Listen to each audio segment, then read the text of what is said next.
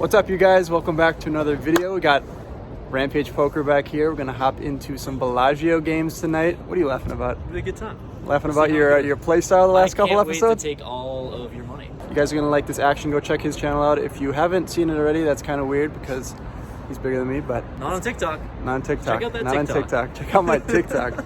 Let's go. Tom Brady. Shout out Tom Brady. All right, guys. Check out the action. Here we go.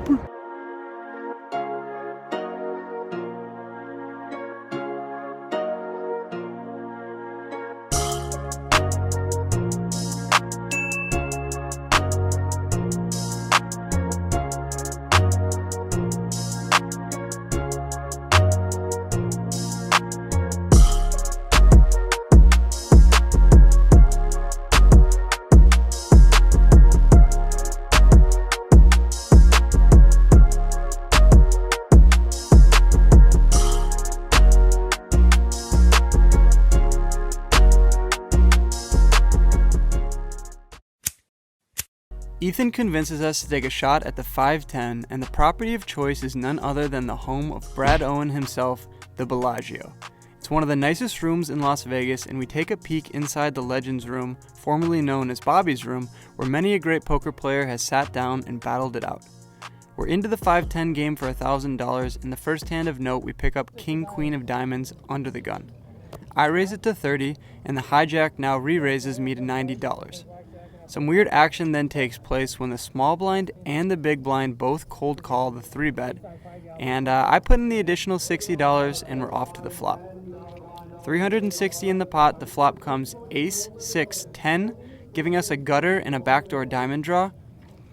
The action checks over to the hijack, who continuation bets $270. Small blind now shoves, which is strange. The big blind folds and I make a pretty easy fold. The turn comes the 4 of clubs, the river comes the queen of hearts. Small blind tables ace jack for top pair, but the hijack has him outkicked with ace queen, and he scoops. Craziness already. 840 in our stack, we look down at ace king offsuit from the button, cutoff limps. I raise it up to 40, and the cutoff now calls, so we're going heads up to the flop with 95 in the pot, comes 8, 4, 3, 2 hearts.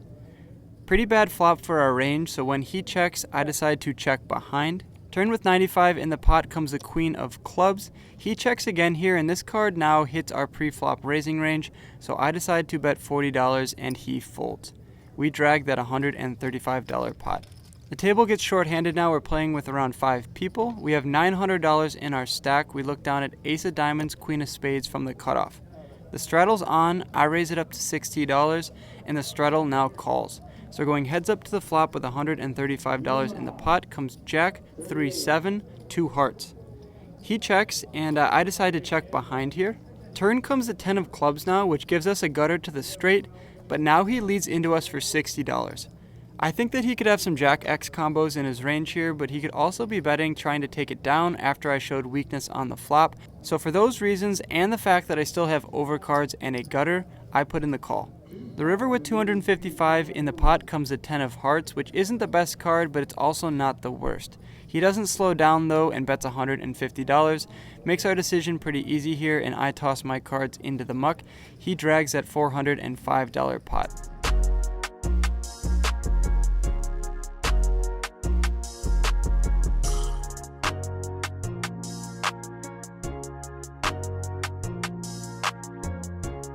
King Jack of Hearts on the button is the next hand of note. The straddle's on, I raise it up to 70. Small blind now 3-bets me to $220, and we have a decision.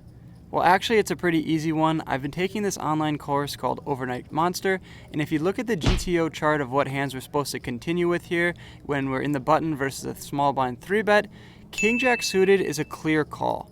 So that's what I do, I call. Flop with 470 in the pot comes 995, no hearts for us. He shoves into me for $500, making matters worse, and there's not much to do here other than fold. That's what we do, and he flashes us the ace queen of clubs for the vlog. He's going to drag that $970 pot. We change tables and add on for $500 more. There's a lot of raising and folding on this table, and there's not much action, but we look down at ace of spades, 10 of diamonds from the small blind. The cutoff raises to $30. The button now calls, and I decide to call as well. I debate whether we're supposed to be 3-betting here, but ultimately I don't want to go 3 ways out of position in a bloated pot, so I just call. We're going 3 ways to the flop with $100 in the pot. Comes ace 10 5, which is an amazing board for us.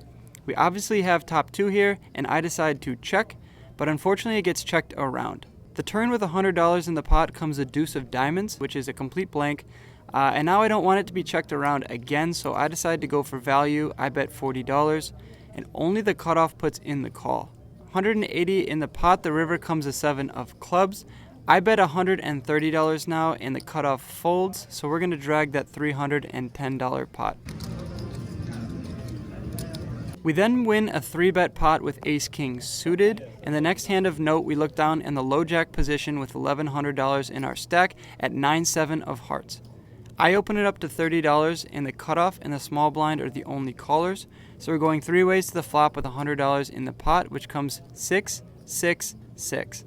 Small blind checks, and I should be checking here, but instead I bet $30, and that gets the cutoff to fold, but the small blind's a bit sticky, and he puts in the call. Heads up to the turn with 160 in the pot comes the ace of clubs, and this is definitely a card that hits our range a lot harder than it hits the small blind's range. We were the pre-flop raiser, and the small blind would have 3-bet us with ace queen and ace king, so when he checks here again to me on the turn, I make a range bet for $80, thinking it's going to take down the pot a large portion of the time, but unfortunately this is not one of those times when he puts in the call. 320 in the pot, the river comes the 8 of diamonds, which doesn't really change too much. The small blind checks over to us again, and I debate betting, but my bet on the turn would have folded out most hands that didn't have a piece of the board, so when he called us on the turn, it's a lot of random ace-x hands and other hands that have connected with the board for the most part, so I decide to check back, and like we thought, he showed ace-7 of spades, and he's going to take that $320 pot.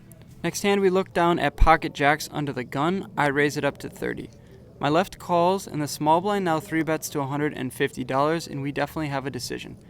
If we look at the GTO chart here for the early position versus small blind 3-bet, it has jacks as a slam dunk call here, so that's what I do. It's interesting to note, though, that you should be mixing up some calls and some 4-bets with kings and queens, as well as strictly 4-bet or folding ace-5 suited. In this spot, though, I call. My left folds, so we're going heads up to the flop with 340 in the pot. Comes king, deuce, 5, which isn't the best board for us, as obviously there's an overcard to our jacks. The small blind now bets $130, and we can't fold to just one bet, so I decide to call. 600 in the pot, the turn comes the deuce of spades, which pairs the 2. The small blind keeps pushing the tempo here, this time for $330. After he 3-bets me pre and then bets flop and turn, he's repping a hand that has us crushed here, so we make the easy fold, and he drags that $930 pot.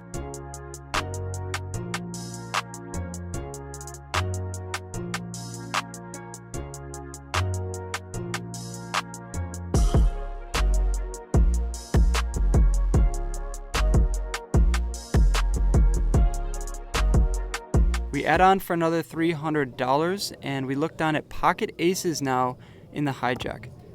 Folds to me here, and I raise it up to $30, and the big blind is the only caller, so we're going heads up to the flop. 65 in the pot, the flop comes jack, 3-5, which is a pretty groovy flop for us here, so when he checks, I make a standard c-bet for $30, and now he surprises us by raising to $130. Not exactly sure what he's repping here. The most obvious hand would be something like ace-jack or king-jack. Obviously, we block ace-jack, but it's a no-brainer spot for me here just to call, so that's what I do. Heads up to the turn with 325 in the pot comes the 3 of hearts, and now he slows down and checks. I definitely think it would be a mistake here to check behind and let another card peel off without getting value, so I bet $170. He puts in the call, so we're going off to the river with 665 in the pot, which is pretty much the worst card in the deck. Pairs the jack, it's the jack of spades, and to make matters worse, he leads into us now for $340, and his action on all streets screams a jack, and we pretty much just have a bluff catcher here, even though we have an overpair to the board. So we tank for a little bit, but ultimately find a fold, and he drags that $1,005 pot. On the bright side, though, at least Rampage got some good table footage of us making that fold. Last hand of the night here, we have $700 in our stack. We're in the cutoff. We look down at King 10 offsuit, and I make a standard raise here to $30. And we get 2 callers, one from the button and one from our buddy Brad in the small blind. So we're going 3 ways to the flop with $100 in the pot. Comes Queen 3-7 rainbow. Brad checks, and I'm in between 2 players here, so I definitely should be checking all day. But in the moment, I made a mistake and I bet $30. The button folds, but Brad calls us from the small blind. Heads up to the turn in position with 160 in the pot comes the ace of clubs. Brad makes our decision pretty easy here and leads out for $100. I fold, he tables pocket 3s for a flop set, and he drags a $260 pot. We rack up our chips and head to the cage. Alright guys, that does it for this session. Obviously, look how tired I am. We took a shot there at 510 at the Bellagio with Ethan and Brad there, but obviously got stuck a little bit more than a buy-in. We ended up booking a $1,200 loss, so not the way we wanted it to go, but as you could see in some of those hands, just nothing we could do. We had to fold the aces. The jacks was unfortunate, so I'll catch you guys in the next video. Be sure to like the video, subscribe if you're new, leave a comment down below, and stay tuned for the rest of the Vegas trip. They're coming up in the next couple videos. Peace! Thanks for watching to the end of my video. Click my head below to subscribe and stay in the loop. See you next time.